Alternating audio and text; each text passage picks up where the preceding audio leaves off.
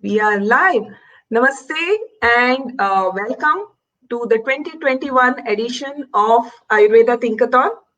Today we are going to talk about reviving traditional practices of menstrual care, need of the hour. And we have Snu Joseph Madam with us today as our guest. Menstrual practices are followed not just in India, they are followed across the world. And for example, in Odisha, they have something called as Raja Prabha ceremony, which is a 3 days festival followed by menstruating women. And it is a celebration of menstruation and womanhood. In states like Karnataka and in Tamil Nadu, there are celebrations of menstruation. The first menstruation ceremony, which is the Rutukala Samskara, takes place and it is celebrated. Then it's not just in India. Across the world, for example, Malawi, Africa, they also follow certain restrictions during menstruation. For example, menstruating girls are not supposed to cook with salt. And even menstrual seclusion practices are followed in those cultures. Then we have the Amazonian Ticuna tribes which are spread across Peru, Brazil, Colombia, South American countries, where menstrual seclusion is followed by girls who are menstruating for the first time. And then they stay separately for 3 months or a year and they study menstrual practices and their cultural practices. Also, in other tribes in Fiji, then you have the Native American tribes in North America. They also follow certain practices. They have something called as a sunrise festival, which celebrates menstruation and which celebrates the reproductive health of women. And these practices, which are cast aside as we are progressing, as we are modernizing, are probably one of the reasons why there are so many complaints related to reproductive health, related to menstrual health that we see as the practitioners in our clinics.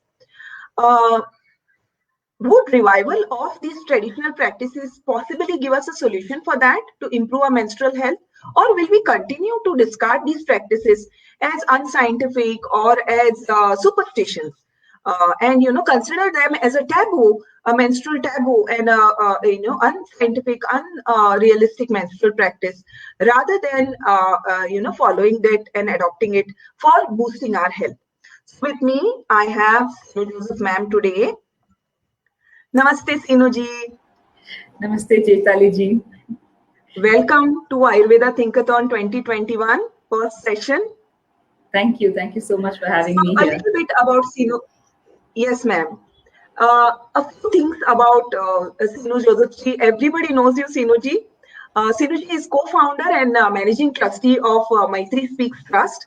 And she has done active, extensive research and first-hand research regarding menstrual and reproductive health of women since 2009. And she has traveled across India understanding and trying to find the scientific reasons behind the traditional menstrual practices followed by women in India.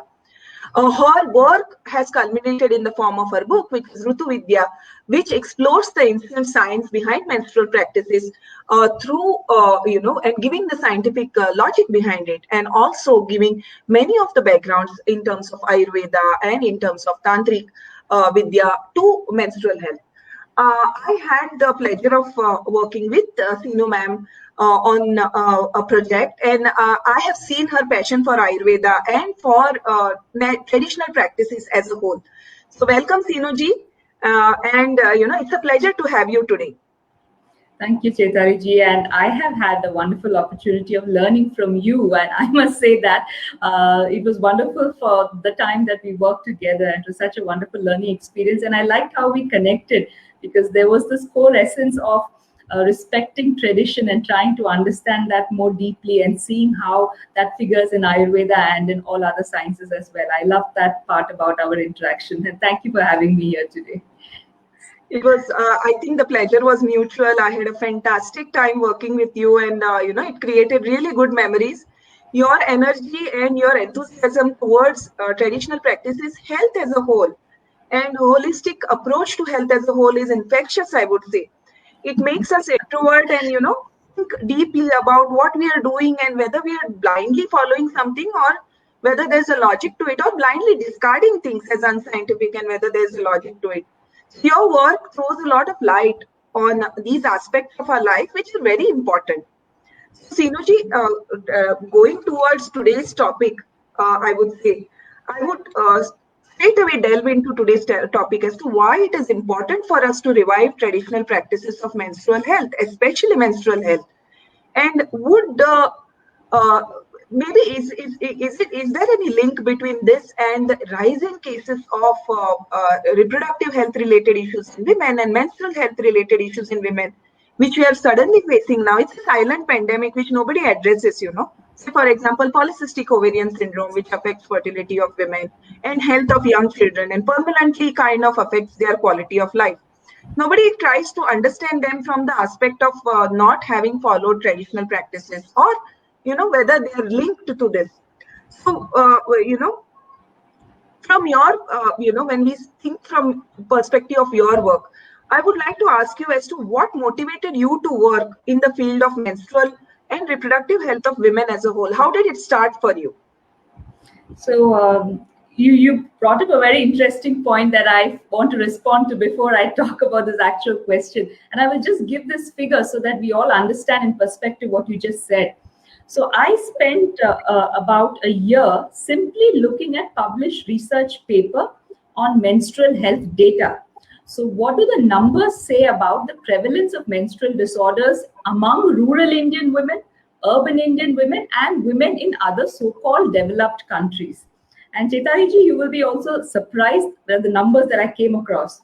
So in all existing published studies, and I studied over 150 papers and I've written about it.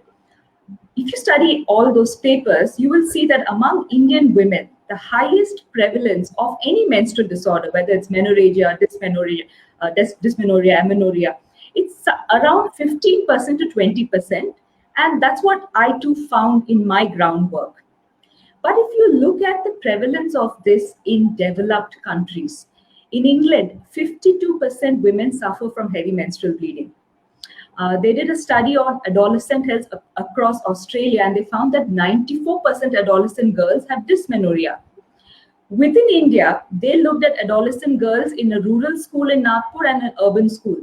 The rural girls had around 48% dysmenorrhea, and the urban girls had around 70% and above.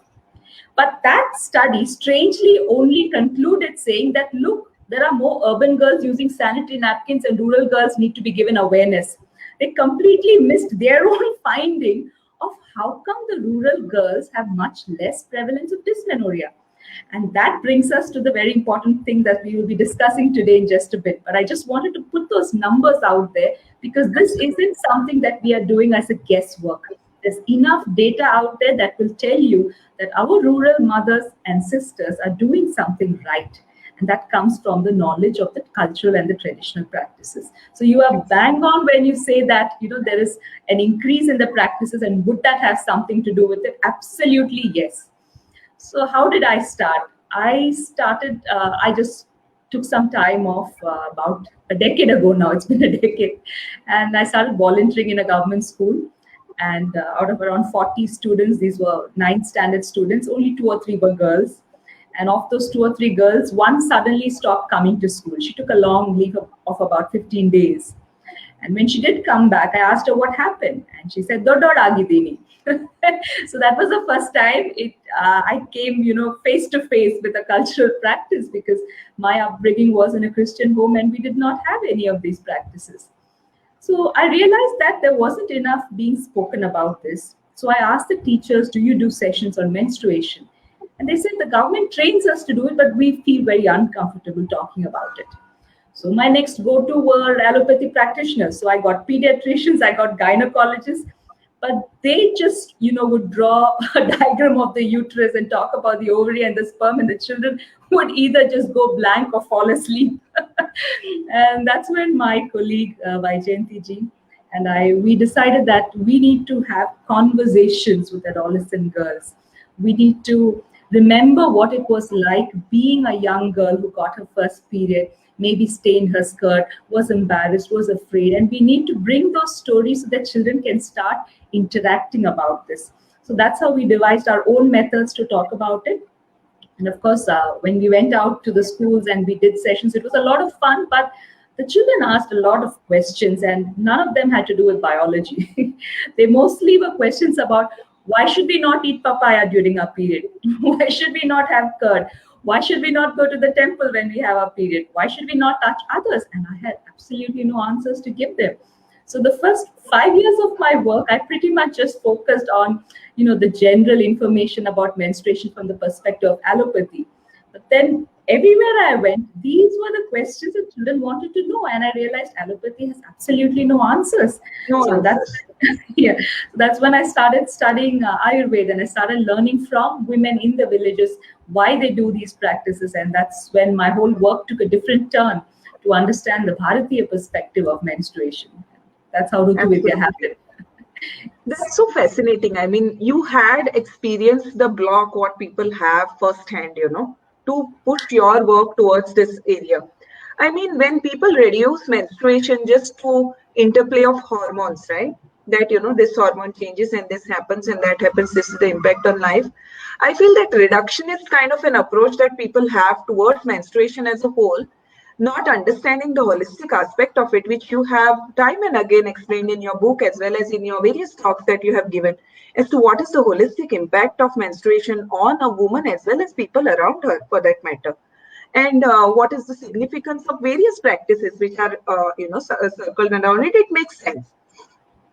I would go ahead and ask you the next question here that, in this regard, as to, we have various practices. For example, when we study Ayurveda, we study Rajaswala Paricharya, we study Rutumati Paricharya, which is a care that needs to be taken by a woman while she is having ovulation. Then we have, we have the Sutika Paricharya, which is the post-pregnancy care. And all of this have some logic. For example, in practice, we see here, post-pregnancy care is followed the strongest towards the south of India, no matter how advanced you are as a woman. But when it comes to post-pregnancy care, you would listen to elderly people in the house and you would follow it, the practices to the T, because they will be enforced in that manner. As we are becoming more and more nuclear, I feel somewhere we are losing out on that knowledge by having no elderly people to tell us like what we need to do when we are menstruating, when we have our first menstruation. And sometimes all these practices only get, reduced to a celebration. Not, they just celebrate the something symbolic alone. Something symbolic alone. But the deeper meaning of that probably gets lost. Yes. That brings me to my next question. That is, in Indian traditional practices of menstrual care, they are in dire need of conservation. Otherwise, as time goes and we become more and more secluded, we become more and more nuclear. We always have earphones in our ears. We are always on our phone when we are outside. If we see people, if you are standing anywhere in any public space, and if you look in 10-meter radius of yours with or whatever with social distancing, a bigger circle, you will find that 90% people have their heads in their phones and they have absolute no awareness of people around them. Or even in homes for that matter, even though we live in a bigger families, we still live secluded lives because we have our own things going on in terms of our social network or whatever. Absolutely. So when we talk about reviving these practices and, reaching to more masses, will we lose it in the course of time to rapid modernization, just like other countries? For example, we call ourselves modern, we call ourselves people of the 21st century, and part of it I always feel means that you should leave behind whatever is traditional, and you should leave our traditional practices, and you might come across as an uncivilized person if you try to insist on them. So will we lose this, or how will we convince our future generations or popularize these practices and help people understand why they need to adopt this and what impact it will have on their life, as a whole? You might be the best person to talk about this. So one thing, Chaitali ji, you and I are both wearing a sari. So I think the women have always been the keepers of a culture, especially in our country. And the British came and they told the men that you're stupid and foolish and you have to dress like a gentleman. So they discarded the dhoti and wore the pant. The women didn't give a damn. They still retained so many of the practices because a woman's way of learning is through her bodily experience. And the reason why our cultural practices have been retained is not because of respect for tradition or fear of elders and ancestors alone, but also because women have known via direct experience how doing this is better for their health. So many women I have come across who tell me that because they had those specific diet prescribed during menarche, they continue to have better menstrual health, reproductive health, better fertility than their friends who did not have those things. So many women, and after I released my book especially, have come to realize how breaking the rules around visiting temples during menstruation can badly affect their menstrual cycle. Your entire cycle goes out of sync. You may have excessively heavy bleeding. You may develop complications like endometriosis. They are now learning this from their experience. But the rural women never asked for, oh, how does this work? They had an experience and that was enough. But those of us who have been through the formal education system, we are now asking, but what is the connect? How does a temple or a certain diet affect the body? So that's where you and me and all of us need to start bringing that language of communicating in Ayurveda as well as in modern science so that these things don't get lost. The simplest thing, just an example, the diet that is prescribed during menarche. It's a very specific diet, right? So there is sesame that has to be included. As you said, salt. You do not cook with salt. You have turmeric in a pinch of turmeric in water. And when I studied these different types of food through the lens of modern science, of course, they were very high in iron, folic acid, and calcium. Those things were there. But the common binding factor was that they are all antioxidant food. And salt is something that induces oxidative stress. So when I dug deeper, I realized that both menstruation and ovulation are processes that put your body into a natural oxidative stress. But during ovulation, we have estrogen, which is a natural antioxidant, and that counters that effect. But during menstruation, estrogen is at an all-time low. So how do you make up for that loss for this process of oxidative stress is through the diet. And that's what we knew in Ayurveda, and that's what culturally came down. So when girls and women had that food, they realized how they're feeling less exhausted, they're feeling better, more energetic versus the other girls who did not. So we now have to combine and accept the experiential knowledge of so many rural women and start communicating it in a language that both modern science as well as Ayurveda can comprehend and discuss. And I think that will, and that's what my effort and that's what Rutuvidya is about. And I hope that efforts like this happen spontaneously across the country. And I think that it will happen. But my faith in the fact that this is not going to die out any soon is simply because women are the keepers of the culture and the tradition. And if we have done it through the most difficult times of colonization, of invasion, so now the times are better. And I think we will definitely continue doing it, and maybe we will do it better also. Absolutely. Sinuji, it's curious that you mentioned about salt, and how it increases the oxidative stress. And it's not just in India, but across cultures in the world, you will find similar practices, which I find very fascinating. Yes. Although these people maybe at some point migrated from one place, they have common origins anthropologically, maybe.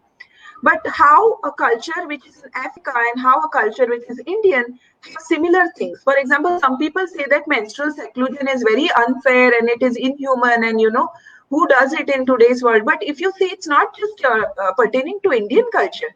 It is present across cultures in various different countries wherein including women who are menstruating is practiced extensively. Like I had mentioned, the Amazonian Ticuna tribe, which is spread across South America.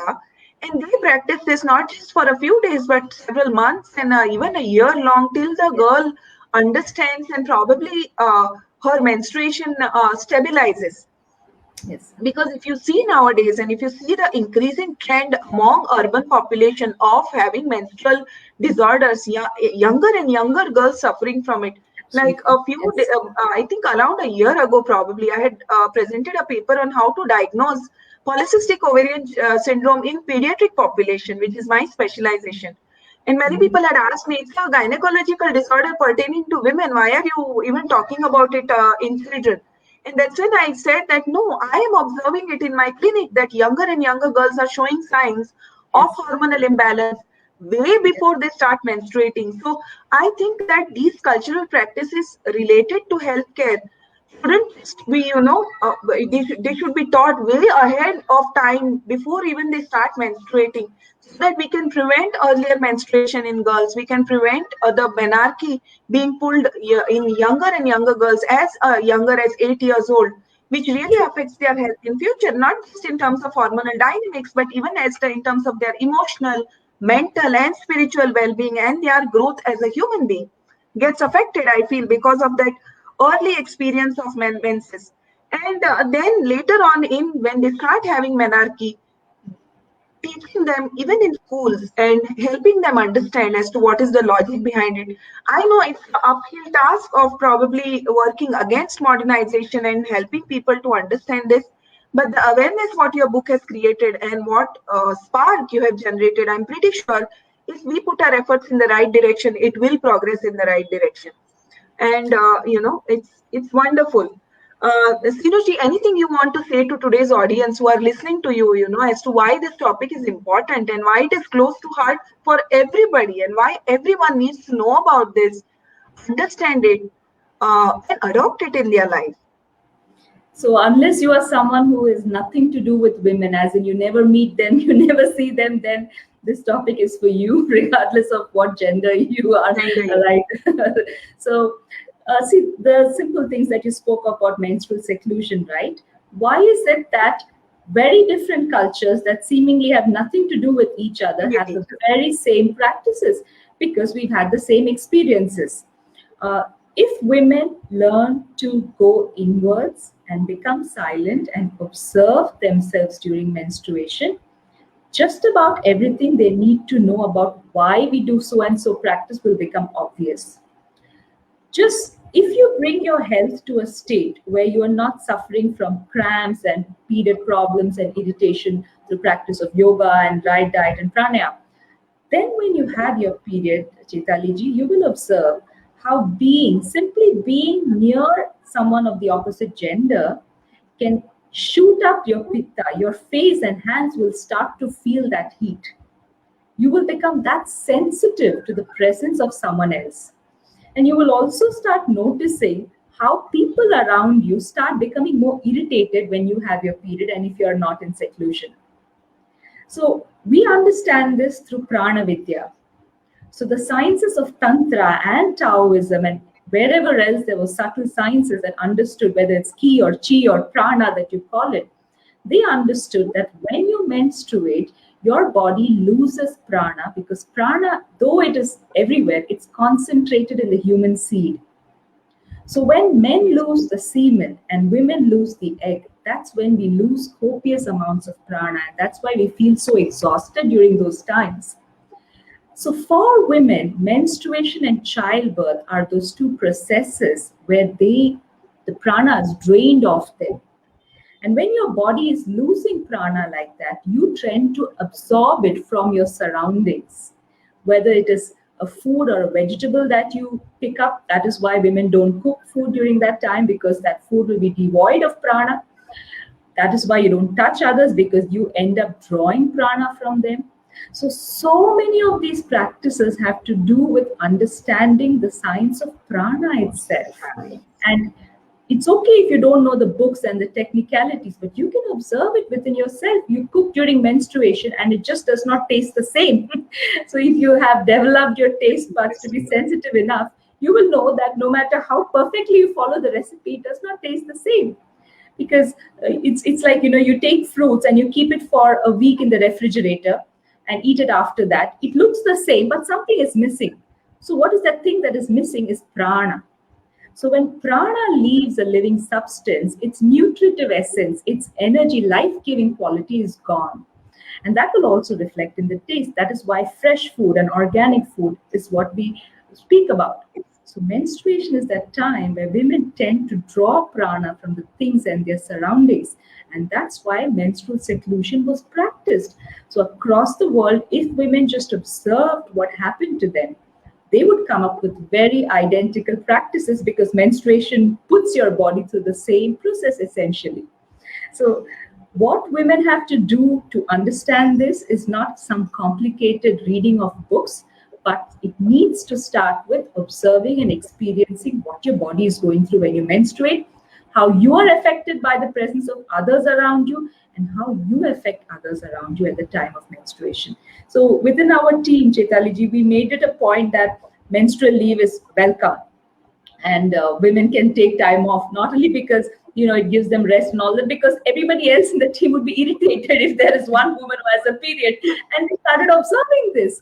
Most people don't realize, but you feel exhausted soon. I'm talking about the non-menstruating person. They feel drained out, feel irritated, because when you're in close contact with the menstruating woman, it does affect you. And start observing. It does. Start observing. That's how. Yes.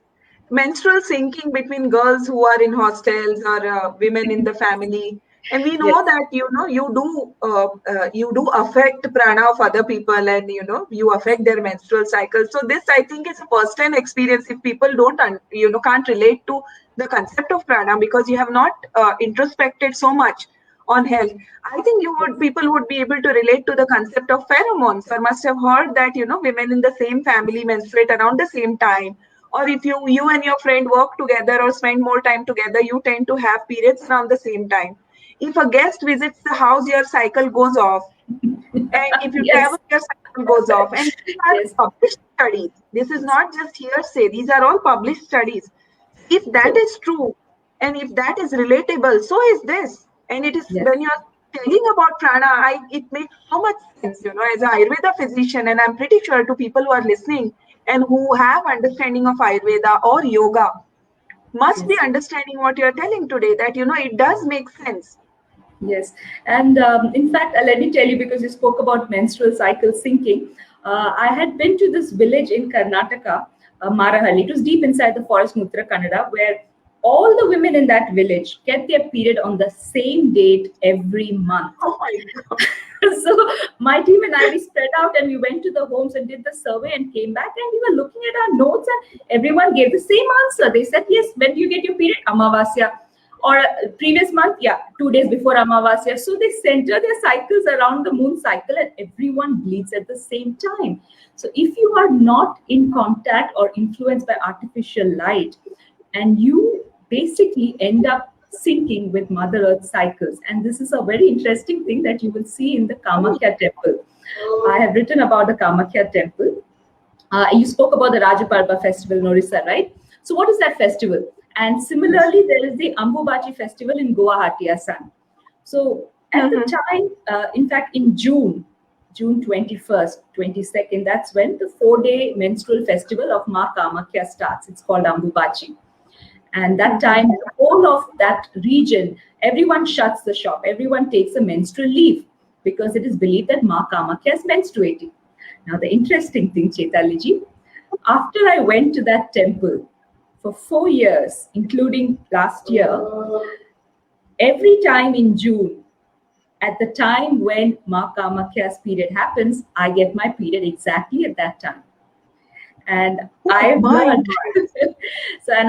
that many women in that region, in Kamrup district of Assam, they have their period on the same day in that particular month when Ma Kamakhya menstruates.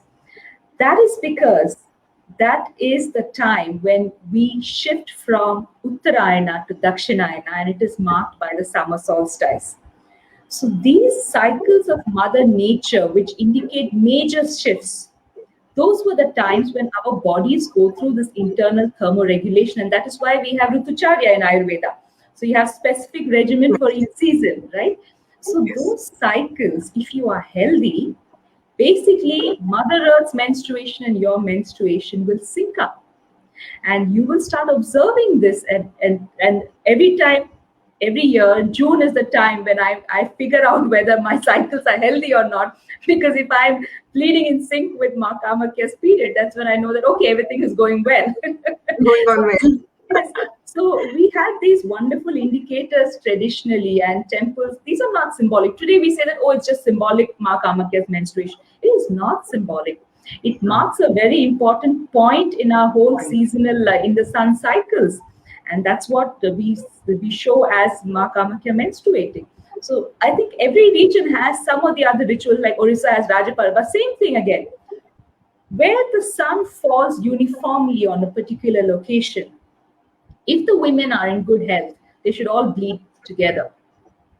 And by good health, I also mean not exposed to artificial light and not having late night shifts. So wherever the sun falls in a particular way, all our cycles are influenced in a similar way, and ideally we should all bleed in sync. Absolutely. I mean, I can relate so much to what we preach and what we practice in our clinics from this, wherein we tell people, like most of our clients, I would like to share with you that polycystic ovarian syndrome is very common in two categories, if you see. One, it starts when people accept night duties and night shifts. So that is one common reason that we have traced their health issues to. Second thing, we have also seen this in aviation industry, wherein their gravitation and their shifts and cycles are really messed up. Yes, yes. I'm so glad you mentioned that. That's a very, very important thing. And yes, it does mess up their cycles badly. Yes, yes. Correct. Another thing was we have seen that lack of sunlight in house, and people who do not have the natural shift of lighting in their house from day to night, wherein they have late nights and they stay up late and they get up late or they get up early and they don't really expose themselves to sunrise, or people who do not see sunrise. Yes. Or experience the setting sun and the dimming light outside. Yes. We have seen a lot of emotional diseases and disorders in such people, psychiatric disorders, if I have to put it in correct words, in people who do not have proper sunlight in their house and probably are exposed to a lot of darkness, and even menstrual cycle shifts in such people, wherein the incidence of obesity and infertility is way higher in such people as compared to normal. Other people who have good sun exposure. And for example, some people say that I experience way too much of PMS, and PMS gets used as a pep, if you want conversation starter, I think people use the term PMS, which is otherwise pretty serious and needs to be taken seriously, and not, you shouldn't draw energy out of it by saying that, or use it as an excuse. Rather put your efforts in terms of fixing it, because there is something in your lifestyle which is not suiting you, and it's showing you signs in terms of a very messed up cycle and extended PMS and hormonal imbalances and various grave diseases. So this was, indeed, I mean, there are so many things which have started the thought processes going in my mind, and I'm pretty sure what talk I've had with you today will keep me going mentally and, thinking about this topic for a very long time, and I'll be in touch with you, and I'm pretty sure we'll be able to continue this discussion beyond Ayurveda Thinkathon, about maintaining traditional practices, and I would definitely like to have more information on that.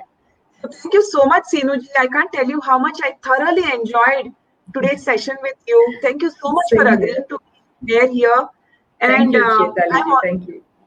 I have also seen your video in which you are learning Sanskrit, and you had mentioned that you have a class today, because of which we had kept today's session at 7:30. It really inspired me. Although I have learned Sanskrit, I read Sanskrit and understand, I would say that I was lazy not to pick it up as a language. Although I can read and understand, spoken Sanskrit is slightly different, and I haven't picked it up as a skill. And I'm pretty sure, when I saw you speaking in Sanskrit, it is so beautiful and it is so pure and serene. I'm pretty sure you have put that bug in my mind and in the mind of many people to adopt Sanskrit as a way of life, just like Ayurveda, and not just as a language. It's way of life, I feel, learning Sanskrit as a language. Absolutely. And I welcome you and anyone else interested to take up the course. Today we had the first day of that course, but otherwise it's a weekend course. You can even join for Sunday onwards. My video has the link to join that course. It's a wonderful course because, like you said, it's a way of life. So sound, it's not about a language alone, it's about the source of language, which is Shabda. And when you understand Shabda, you begin to understand how creation itself unfolded. And that's Unfolded. where someone like you will make so many connects with Ayurveda, and because you've already studied that and you already know it through that, it will be a cakewalk for you and you will thoroughly enjoy it. So yes, do consider joining. Definitely, yes. I definitely have it on my cards and I would love to learn it because I think it also somewhere helps you connect with yourself. And we have been taught from childhood that pronunciation of any language is very important. Mispronunciation not only changes meaning of the word, but especially when you're saying slokas or mantras, it changes the effect of it or can have a exactly counterproductive effect on you, when we say this. And nothing is better than Sanskrit to teach you what is the power of pronunciations and what impact it has on your body when you recite certain things the right way. That was wonderful. I think culmination to today's discussion. We coming to discussion about Sanskrit. It was wonderful. Thank you so much, Sinuji. Formal. I feel that me saying thank you to you formally here. I don't want to end today's conversation. That way. I'm pretty sure we'll continue it at offline whenever Sure, we can see sure. again. And Definitely. I would request today's audience to definitely read Sinu ma'am's Rituvidya book. As we have had the spark of understanding traditional practices going with today's session, do watch her videos, which she has done with many other platforms, explaining about traditional practices, which are very enlightening and very interesting. So thank you again, Sinu ma'am, and I would like to thank all people who joined us today for today's first session. And good night to all of you. Thank you, Sinu. Thank you, Chaitali ji. It's been a pleasure. Thank you so much. Thank you.